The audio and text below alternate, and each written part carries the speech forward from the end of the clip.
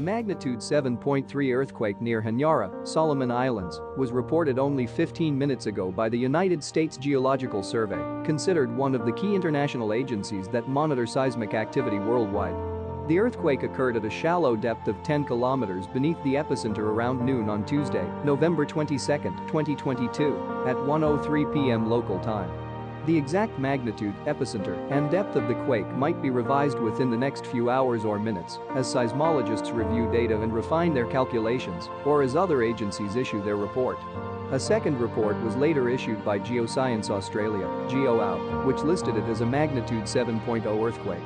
Other agencies reporting the same quake include France's Réseau National de Surveillance Sismique, RéNaSS, at magnitude 6.6, the citizen-seismograph network of RaspberryShake at magnitude 7.3, the European Mediterranean Seismological Center, EMSC, at magnitude 7.2, and the German Research Center for Geosciences, GFZ, at magnitude 7.1.